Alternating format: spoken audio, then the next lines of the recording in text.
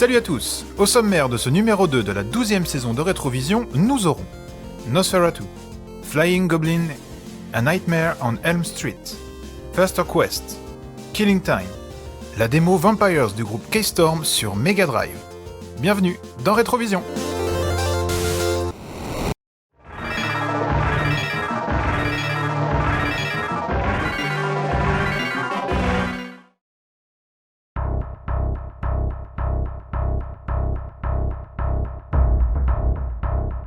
Quand la nuit succède au jour, quand le pays sombre dans le noir, une silhouette s'élève depuis son château pour mieux s'envoler et répandre la mort sur les terres désolées. Les habitants se cloîtrent chez eux pour éviter de croiser celui dont ils n'osent pas prononcer le nom. Nosferatu. Le vampire, petit frère mal aimé de Dracula, cherche chaque nuit une nouvelle victime qu'il emmènera dans son château et dont celle-ci ne reviendra jamais. Malheureusement pour notre soifard aux dents longues, sa nouvelle proie est la petite amie de Kyle, le neveu de Chuck Norris. Ce dernier va donc lui expliquer à sa manière qu'on ne touche pas à ses affaires et en profiter pour lui faire connaître la peur et la souffrance. Surnom que Kyle a donné à ses 2 points. Nosferatu sur Super NES, c'est un peu le résultat d'une partie à 3 un peu trop arrosée entre Prince of Persia, Castlevania et Double Dragon. Mélange des genres assez peu conventionnel s'il en est. Pour retrouver sa promise, notre héros devra traverser le château dont les plans ont sûrement été dessinés par un architecte perché ayant reniflé beaucoup trop de colle. Pour pouvoir accéder à chaque escalier menant au segment suivant du domaine, Kyle devra à de nombreuses reprises monter ou descendre des plateformes, sauter par-dessus des précipices, glisser sous d'étroites ouvertures, pousser des cloisons, activer des interrupteurs et ainsi de suite. Bref, un vrai labyrinthe. Mais ce n'est pas ce qui va le gêner, pas plus que les nombreux pièges dissimulés un peu partout et qui vous prendront généralement en traître. Quant aux nombreux ennemis qui croiseront sa route, il s'en débarrassera avec ses poings et ses pieds. La jouabilité du titre est assez simple car ne reposant que sur 2 boutons. L'un pour sauter, l'autre pour frapper. Ce qui n'empêche pas Kyle d'avoir une palette de coups et de mouvements assez étoffée. Courir, glisser, esquiver, plaquer les ennemis au sol ou donner un coup de bélier ne sont là qu'une partie des talents de notre héros. Le souci, c'est qu'à vouloir mettre autant d'actions sur si peu de commandes, la maniabilité en devient confuse et les actions déclenchées ne sont pas toujours celles que l'on voudrait. Rien que d'allouer la course à un bouton plutôt qu'à une double pression vers l'avant du personnage aurait grandement simplifié les choses. Même si ce soft ne propose que 6 niveaux, l'aventure ne sera pas une sinécure et la difficulté augmentera drastiquement dès le 3e niveau, avec des labyrinthes plus complexes et surtout des ennemis plus virulents et des pièges bien plus vicelards. Quant à Nosferatu, croyez bien qu'il ne se laissera pas faire et que lui aussi a peaufiné ses techniques de combat. Malgré une maniabilité assez complexe à maîtriser et une bande-son aussi répétitive et limitée que les environnements traversés, Nosferatu se révèle être un titre plutôt bien réalisé, avec des graphismes soignés et une animation fluide. Le jeu vaut surtout le coup d'œil pour son ambiance glauque très bien rendue et ses courtes cutscenes introduisant chaque niveau, ce qui n'est pas si mal si on prend en compte son développement apparemment chaotique. Commercialisé en octobre 1994 au Japon, le titre de Seta était pourtant en développement dès le début de la Super Famicom, avec campagne de publicité dans les magazines dès la fin de l'année 1991.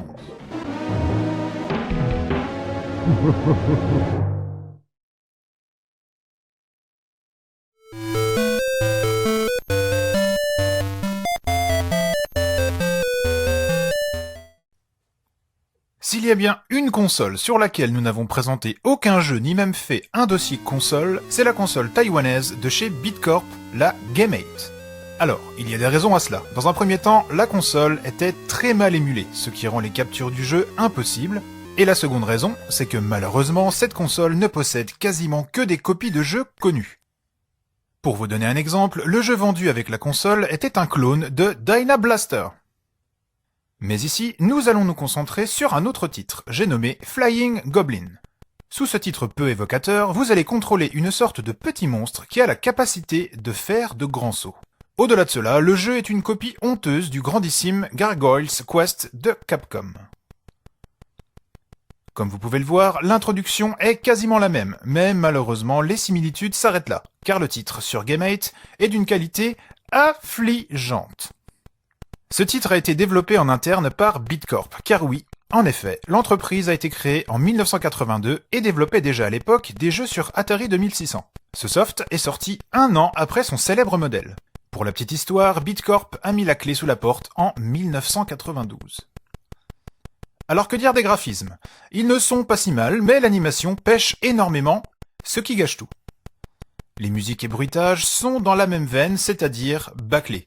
On sent que Bitcorp s'est dit « ça se vendra, les gens ne feront pas la différence ». Bien évidemment, ça ne se passe pas comme ça, et d'ailleurs ça n'a pas fonctionné, vu qu'ils ont fermé boutique 2 ans après la sortie de la console. Cependant, il y eut encore des jeux sur cette machine jusqu'en 1994. Bien qu'habitué aux jeux de plateforme difficiles, l'auteur de cette rubrique a eu du mal à finir le premier niveau. Le level design est nul, faut dire ce qui est, ce qui rend le jeu quasi impossible à finir. Là où son modèle a un gameplay hyper poussé avec un maniement super précis dans les phases de plateforme, là on se retrouve avec un gameplay mou et imprécis. Vous allez me dire, pourquoi présenter un jeu nul ou que l'on n'aime pas? Eh bien, il y a quelques raisons. La première, c'est que c'est la possibilité de vous faire connaître cette machine. La seconde, c'est qu'à l'origine, le jeu, enfin, je suppose, a un scénario qui a sa place dans une émission à thématique Halloween. Et pour finir, ce jeu fait peur. Oui.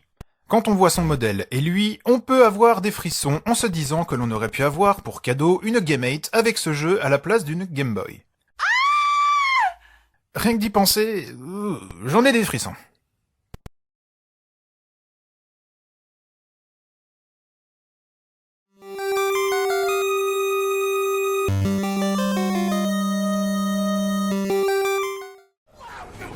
Si vous êtes fan de films d'horreur, vous savez que certains personnages sont entrés au panthéon des figures les plus malveillantes qui soient.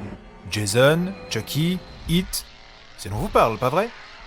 Mais si on devait en mettre un avant tout autre, ce serait certainement Freddy Krueger, serial killer emblématique créé par Wes Craven et personnage récurrent de 9 slashers du cinéma américain. Initialement, Freddy apparaît dans le film Les Griffes de la Nuit, sorti en 84, A Nightmare on Elm Street. Et vous savez quoi?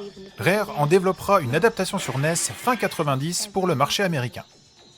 Cette LJN, spécialiste des produits dérivés de films, qui se chargera de l'édition de ce jeu de plateforme jouable à 4 en simultané. Parfaitement. Nous sommes dans la peau de 4 jeunes personnes, 2 hommes et 2 femmes, tous identiques en termes de gameplay. Et le but du jeu va être d'incinérer des ossements pour se débarrasser de Freddy Krueger. Pour cela, vous allez déambuler dans une grande rue afin de rentrer dans les maisons et autres lieux la jonchant. Faites attention, les premiers bâtiments à franchir le sont dans un ordre aléatoire. Dans chaque maison, des os sont disséminés un peu partout et, pour progresser, il faudra tous les récupérer, même ceux qui sont légèrement cachés. De toute façon, un compteur est là pour vous informer de votre progression. Afin d'arriver à votre but, vous aurez à votre disposition des commandes rudimentaires.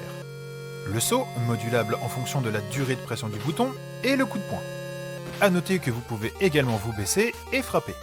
Attention à vous dépêcher, car si vous tardez trop ou si vous vous faites trop toucher, la barre d'éveil diminuera fortement et l'assoupissement risquera de vous emporter. À ce moment-là, le monde bascule dans un monde de cauchemar où chaque ennemi change, mais où surtout, Freddy risque de venir vous chatouiller les côtes avec sa fameuse griffe. Heureusement, durant cette phase de sommeil, les items que vous avez pu récupérer permettront, via le bouton Select, de vous transformer en 3 types de persos ayant chacun des caractéristiques très appréciables. Le mage peut flotter plus longtemps dans les airs et bénéficie d'un tir lointain. Le ninja envoie des shurikens et, lorsqu'il saute, peut faire un coup de pied sautant. Quant au lanceur de javelots, il lance des javelots. Et il peut sauter plus haut tout en tirant. Ah, et ne me demandez pas pourquoi on peut incarner ce type de personnage. On est dans un rêve, alors fuck la logique. Si vous tombez durant votre rêve sur un ghetto blaster, celui-ci vous réveillera et vous pourrez rebasculer dans le monde normal. Après une intro on ne peut plus sommaire, une image bidon et une musique, on voit la grosse particularité de ce titre. Le fait de pouvoir jouer à 4. C'est assez rare sur NES pour être souligné, surtout concernant un jeu de plateforme. Maintenant, il faut être honnête, le mode à 4 n'est pas la panacée non plus. Lorsque les sprites seront nombreux, il y aura quelques ralentissements et ça va clignoter un max. En plus de ça, après s'être fait toucher, votre perso deviendra gris durant un paquet de frames, comme tous les autres joueurs. Bonjour, le bordel!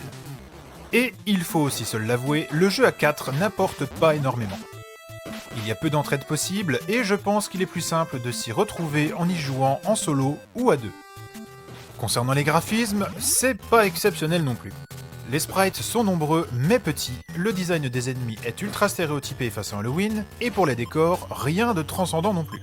La rue principale dispose de perspectives ratées et on a parfois des arrière-plans d'une grande pauvreté. Musicalement, c'est pas dégueu, voire même agréable si on ne prend pas en compte l'aspect répétitif des compositions. On donnera quand même un bon édan à la musique des boss qui gave très vite. Et pour le jeu en lui-même, il faut reconnaître que la difficulté est assez corsée. Et c'est pas le positionnement trop à droite de notre sprite qui vous facilitera la tâche. Certains ennemis sont hyper résistants et il vaudra mieux parfois les esquiver. De même, les boss ont beau avoir un pattern simpliste, ils sont longs et c'est compliqué d'en venir à bout pour certains. L'idée des deux mondes était chouette, mais la transition entre ceux-ci casse énormément le rythme du jeu. Et puis, quel est l'intérêt de revenir dans le monde normal lorsqu'on sait qu'on a accès à des pouvoirs salvateurs dans le monde des rêves ? Le level design des maisons est lui aussi très redondant avec peu d'originalité. Au final, j'ai trouvé un Nightmare on Elm Street pas si déplaisant que ça. Si on passe outre sa difficulté, on est face à un platformer sympatoche à 4 sur NES, chose rare. Pas très beau, pas très original, mais sympatoche.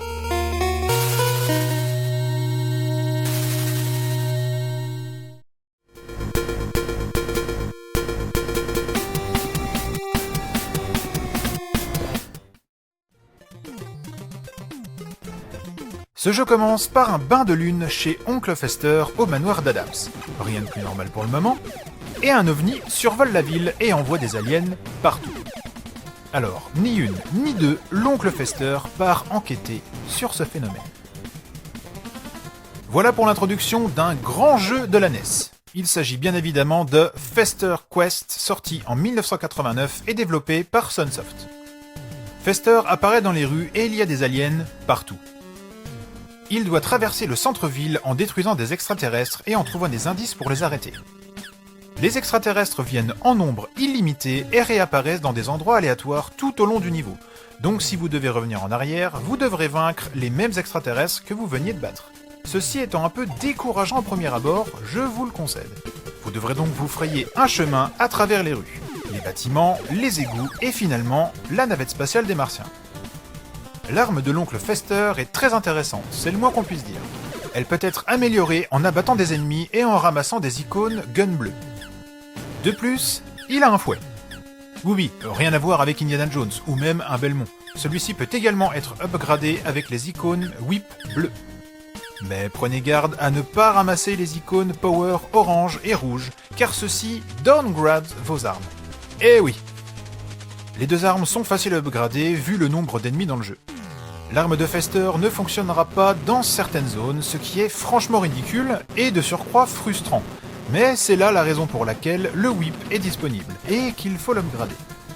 Les boutons sont simples dans ce jeu. B pour tirer avec le pistolet et A pour entrer dans les escaliers et les bâtiments.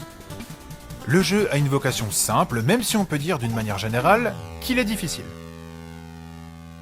Petit truc sympathique, la famille Adams vous donnera un coup de main lorsque vous croiserez leur chemin. Ce jeu, bien que difficile, est une petite perle, et si vous ne connaissez pas ce titre, Retrovision ne peut que vous le conseiller. Il est vrai que beaucoup de jeux tirés de cette célèbre saga sont difficiles, tels que nous avons pu le voir dans un autre épisode de Retrovision où nous avions chroniqué Adams Family Pugglies Scavenger Hunt. Mais celui-ci est tout de même plus abordable. À essayer ou recommencer d'urgence en cette période.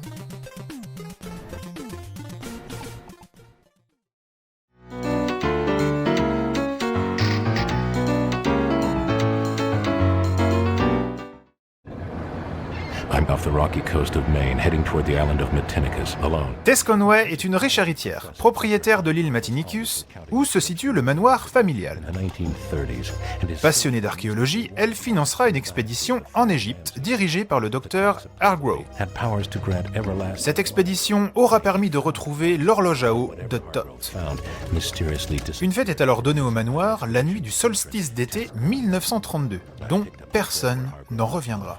It has led me to Aristesk. Dans Killing Time, le joueur incarne un ancien étudiant du Dr Hargrove venu sur l'île quelques années après les événements du solstice pour récupérer l'artefact que Tess Conway aurait volé à l'égyptologue.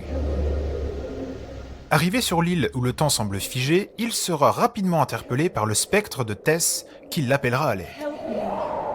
Please, gather. Dès lors, vous pourrez déambuler plus ou moins librement sur l'île, guidé par les fantômes des invités qui rejoueront des scènes s'étant déroulées durant cette tragique nuit de juin, vous permettant de reconstituer petit à petit le puzzle des événements, vous permettant ainsi de comprendre ce qui s'est réellement passé. Concern for Mr. DeVries may not be deserved.